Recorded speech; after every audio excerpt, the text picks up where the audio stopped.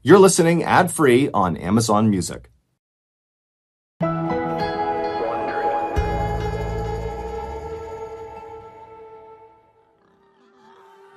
On a blustery November morning in 2007, a medical investigator from the Minnesota Department of Health inspected the slaughterhouse floor of a pork processing plant. She was there to investigate a troubling outbreak. Over the past year, multiple employees had suffered severe nerve damage. It was so bad that some of them had even been paralyzed, and so far nobody knew what was causing it. As the plant's CEO showed the investigator around, she carefully examined every step of the processing line, and she couldn't believe how quickly the dead pigs were broken down into various cuts of meat. The employees barely had time to finish their tasks before a new pig arrived in front of them. But otherwise, the investigator thought that everything else seemed to be clean and orderly. That was, until she saw something so horrifying it made her stop in her tracks. She had never seen something so gruesome, so barbaric, so unsanitary in her whole life. And if her suspicions were right, this was the reason behind the dangerous outbreak.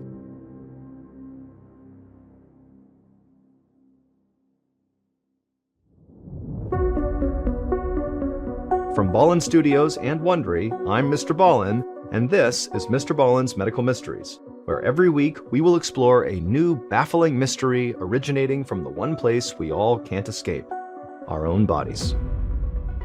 If you like today's story, please invite the follow button to join your hacky sack circle, but instead of serving them the hacky sack, just throw them a live tarantula.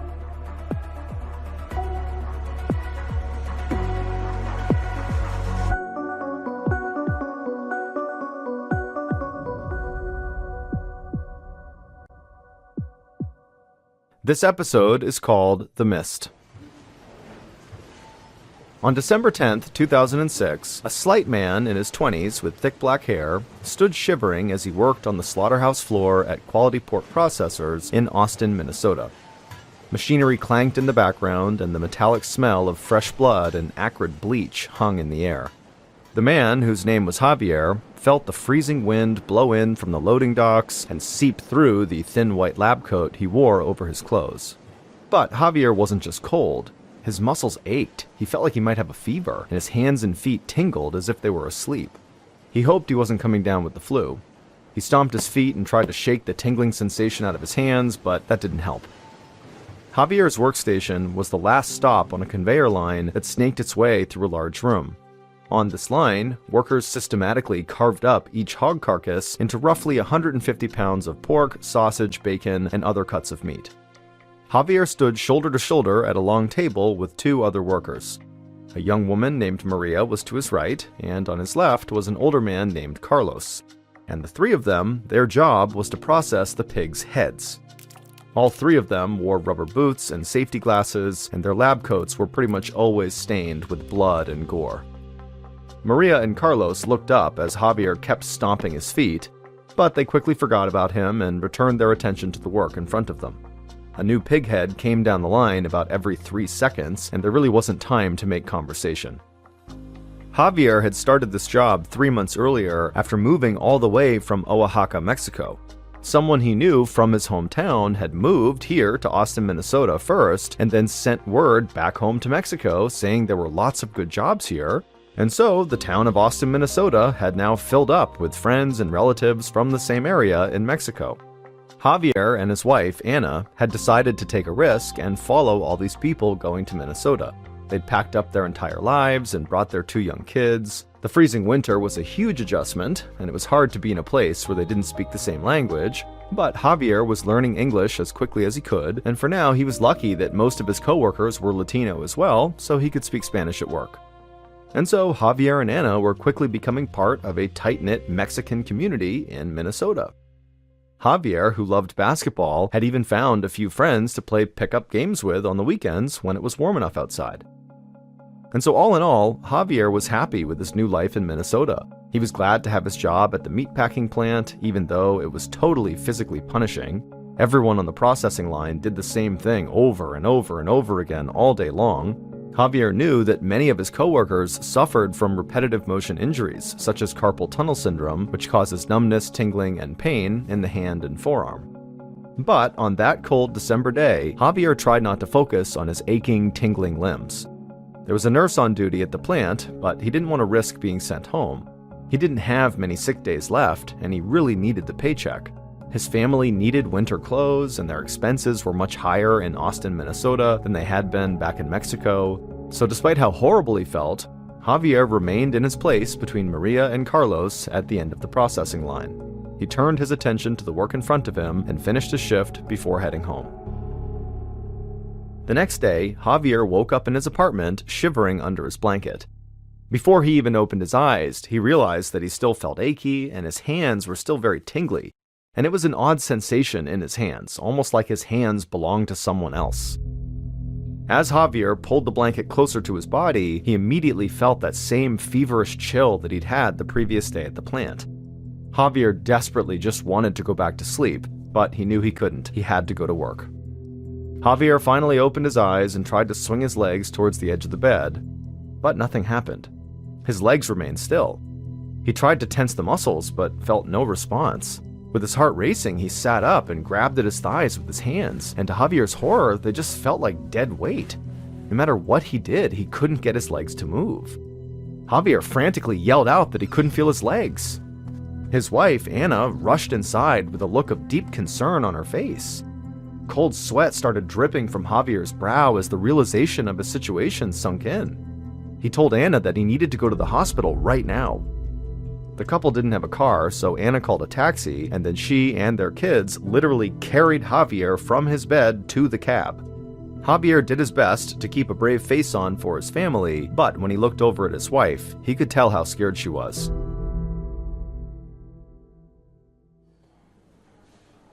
When Javier and Anna arrived at the Austin Medical Center, which was just a few miles from their apartment, medical technicians lifted Javier onto a gurney and wheeled him into an exam room.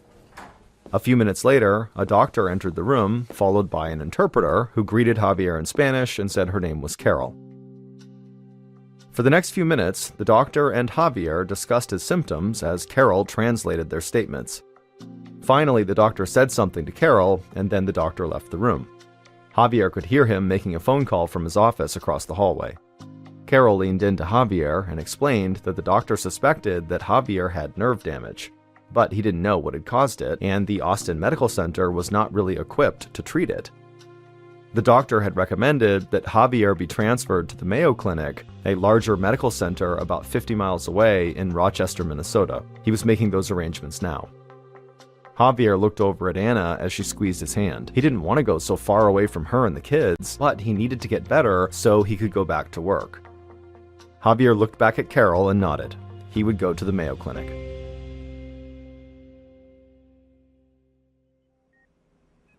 Two weeks later, Javier lay in a hospital bed at the Mayo Clinic, looking out the window at the falling snow.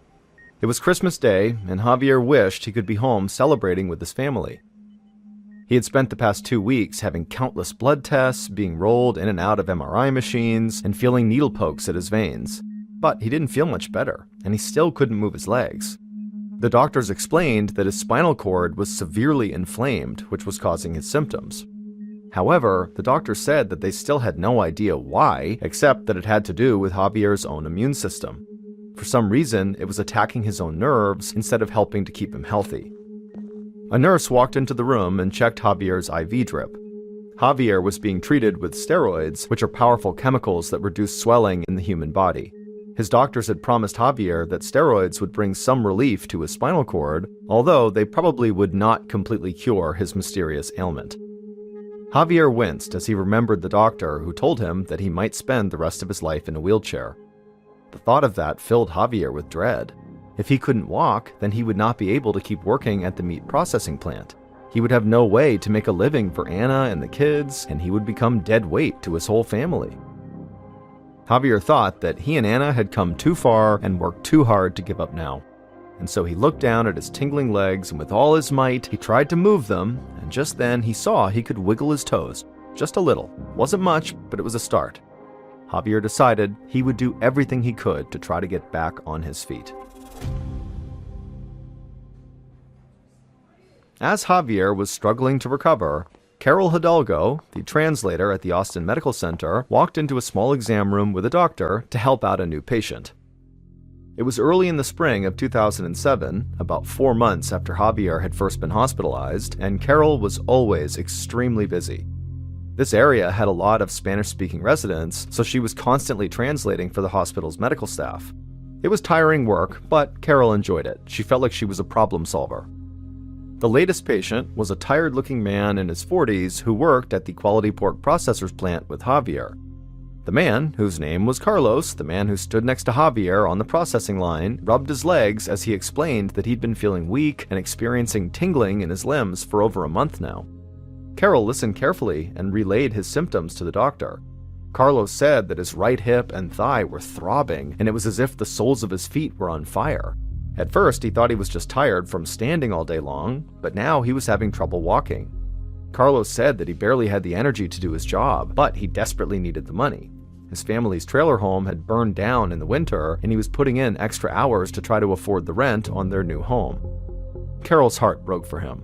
She saw a lot of patients like Carlos. They worked so hard in order to make a better life for their families, but it was often at their body's expense. Their bodies often broke down as a result of the grueling work.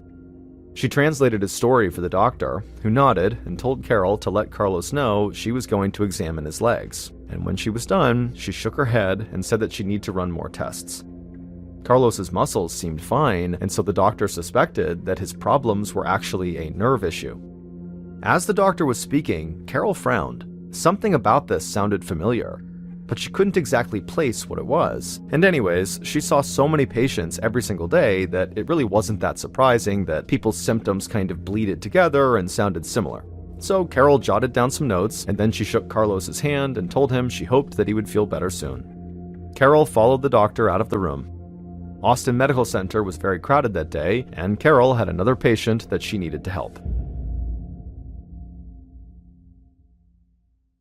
In May of 2007, so about 5 months after Javier first got sick, Javier proudly walked back through the quality pork processor's plant doors with a huge smile on his face.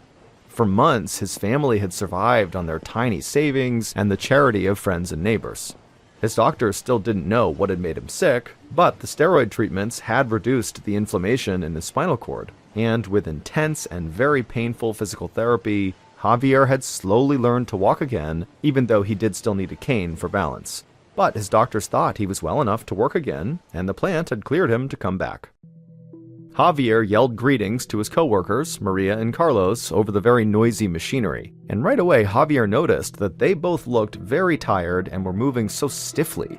But there really wasn't time to talk. It was time to get back to work. Javier was the happiest he'd been since that horrible day in December when he first got sick. But despite the progress he had made, Javier still was not fully healed. While he had regained control of his legs, he had not regained control of his bladder. So he had to wear a catheter, a tube that collected his urine in a bag. The bag was taped to his leg under his pants, so it wouldn't be noticeable to anyone. Javier took a deep breath, stepped up to his old place in the assembly line, and got back to work.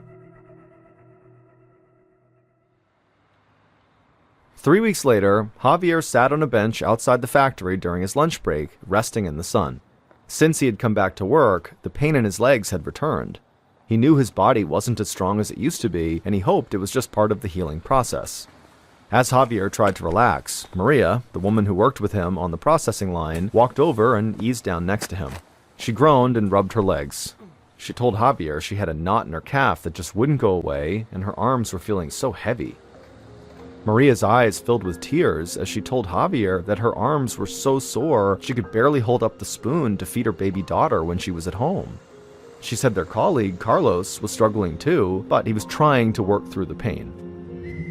Suddenly, a whistle blew, which meant the lunch break was over.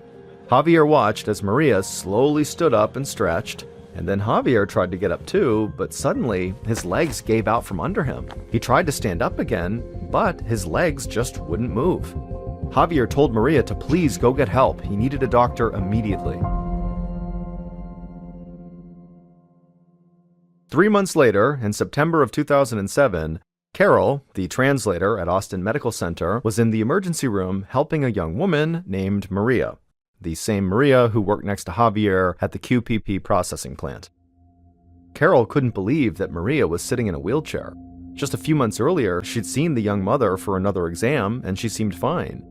Now, Maria could hardly stand up and needed help to get on the exam table, and when she tried to sign an authorization form, she couldn't even hold the pen.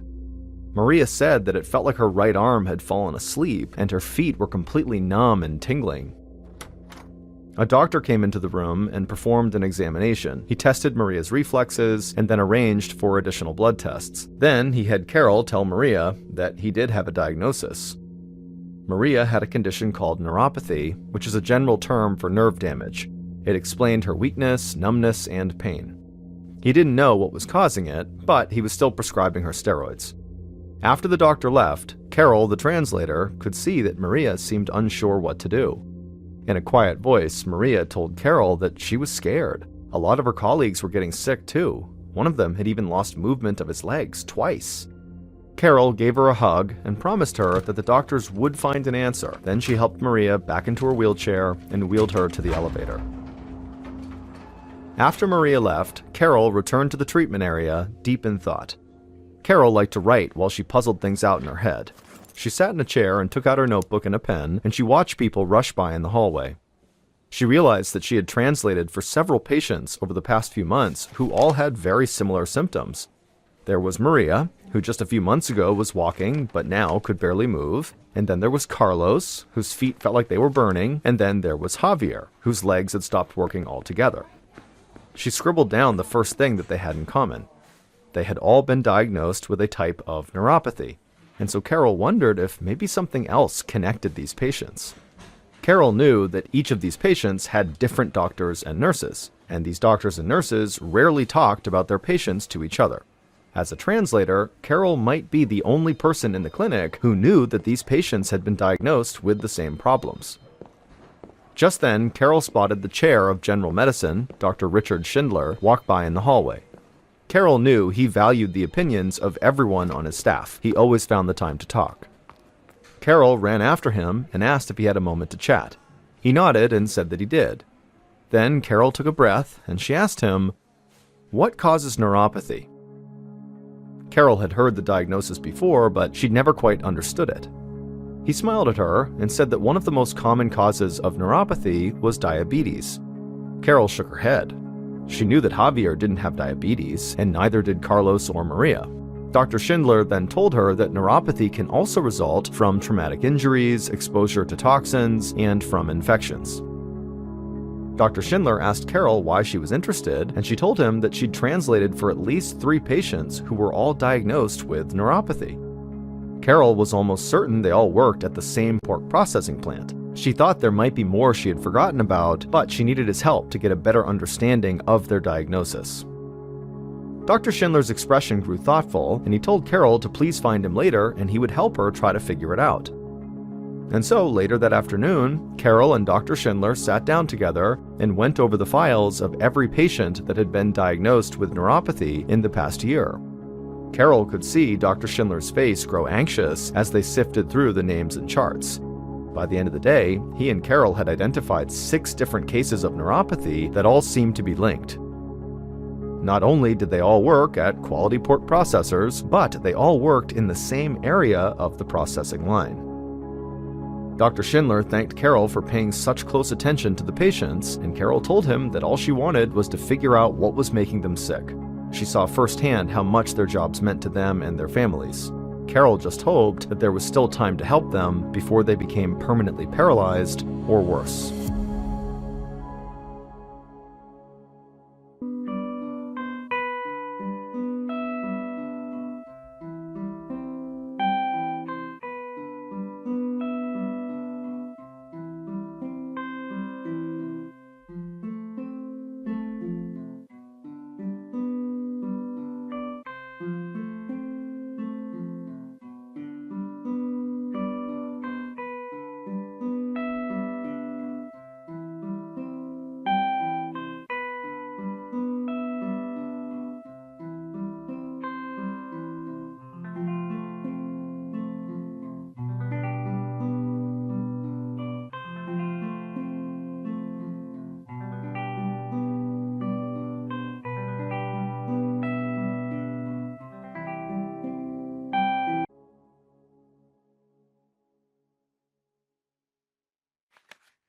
The next morning, after going through the patient files, Dr. Schindler picked up the phone to call the pork processing plant.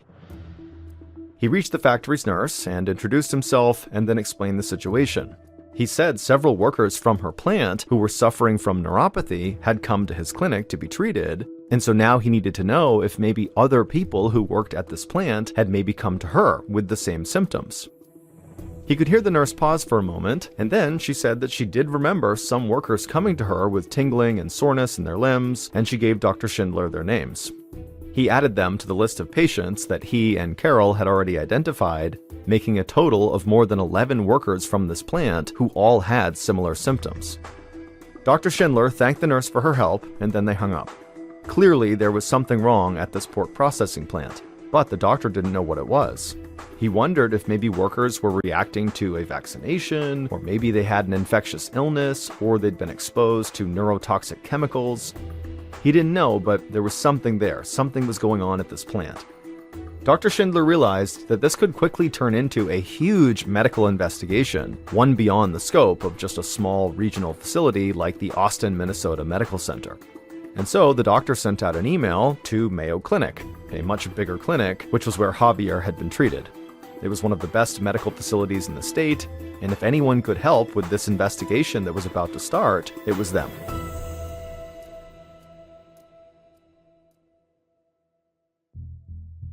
Doctors at the Mayo Clinic quickly brought all 11 affected workers into their clinic one by one to test them for a long list of diseases and disorders. But all of the tests proved to be negative. Dr. Schindler reviewed the results with a growing sense of frustration. Within just a few months, these once healthy workers now had to use wheelchairs or had lost sensation in their arms, legs, or hands. It couldn't be a simple muscular disorder like carpal tunnel syndrome or any other repetitive stress injury. It wasn't a reaction to a vaccination, cancer, or a virus. It also was not a bacteria or a parasite. There had to be something happening at the pork processing plant, but no one at the Austin, Minnesota Medical Center or the Mayo Clinic could figure it out. Dr. Schindler realized that if he was going to get to the bottom of why people who worked at this plant were getting so sick, he would need more help.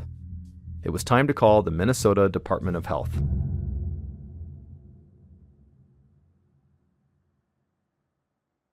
On November 28, 2007, around 2 months after Carol, the interpreter, realized that something at the plant was making all these people sick, Dr. Ruth Linfield, the Minnesota State epidemiologist, pulled her car into Quality Pork Processing's parking lot. At the same time, several other cars drove into the lot and parked right next to her. Dr. Linfield was there to lead an inspection of the meat processing line. She'd brought with her a delegation of 3 animal health experts, a medical detective, an infection control specialist, and a toxicologist. Whatever was causing the workers at this plant to get sick, Dr. Linfield and her team were confident they would figure out what it was. The company's CEO, a man named Kelly Wadding, along with the head of HR and the company nurse, stepped forward to greet their visitors and lead them into the factory. Dr. Linfield stepped into the entry with the rest of the team, and she pulled protective gear over her dark gray business suit. Plastic gloves, booties, masks, and plastic gowns. Then she followed the CEO, Kelly Wadding, out onto the factory floor, and the inspection began. First, the investigators were escorted through the entry room, where enormous pigs weighing about 250 pounds were stunned and then slaughtered. After the pigs were slaughtered, their blood was drained and their carcasses were thoroughly cleaned. From the entry room, the group moved into the section called the warm room, where the carcasses were hung by their rear legs and butchered into different parts. As the investigators followed the path of the pig carcasses around the warm room, Dr. Linfield and her team observed the tasks being performed at each workstation. Each worker made a particular cut in the hog carcass. Some used machinery, and others used large knives. It was messy and repetitive, but so far, Dr. Linfield hadn't seen anything that could cause an outbreak of disease. Finally, at a section near the end of the line, the group came to a large table. About 35 workers were gathered there, removing the last bit of meat from the hog using a specialized device. A pink mist hung over the table. Dr. Linfield stopped walking and looked down at her plastic white gown. She could see all these tiny pink particles settling on her arms, chest, and shoulders. Then she looked back at the assembly line and was horrified by what she was seeing.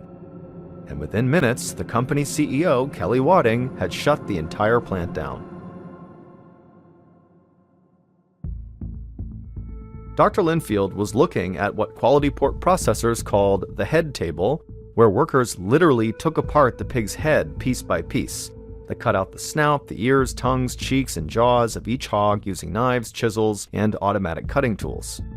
But the part of the process that horrified Dr. Linfield was the very last step, when workers removed the pig's brain.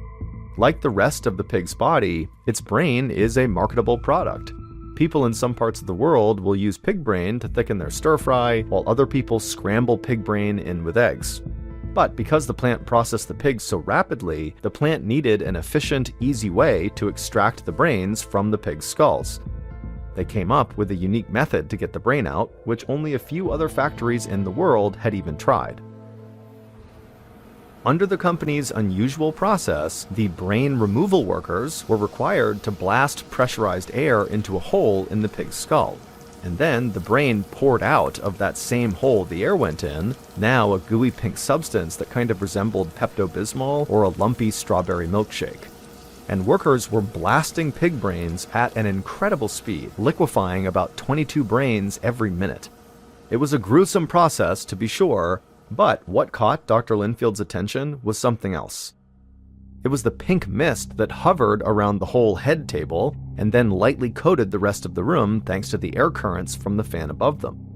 That pink mist was created by tiny particles of pig brain. The air gun that workers used to liquefy the brain was so strong that some of the brain became vaporized and basically floated up into the air.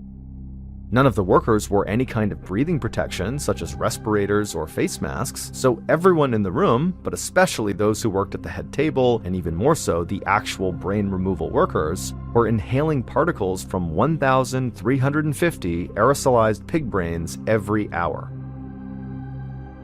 Javier was a brain removal worker, and Carlos and Maria worked very close to his station. In fact, almost all the workers who got sick were stationed right near the brain removal machine. Dr. Linfield's team discovered that all of these workers were suffering from a brand new disease, which was given the name progressive inflammatory neuropathy. As a result of their massive exposure to aerosolized pig brain matter, their immune systems were constantly creating antibodies to neutralize the foreign proteins. But because these animal cells were very similar to human cells, the antibodies ended up attacking their own nerve cells as well, and over time, the disease could do enough damage to leave victims confined to a wheelchair.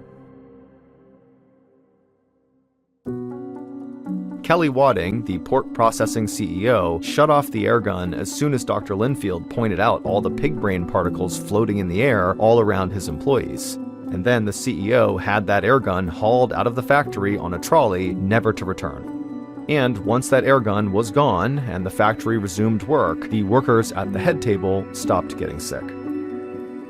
Javier would return to work a second time, but his body was so damaged that he could not actually handle the physical demands of the job. Javier's current state of health, the condition of his family, and his location are unknown. The same can be said for his co-workers, Maria and Carlos. As for the plant, they continue to process pork, slaughtering about 19,000 hogs every day.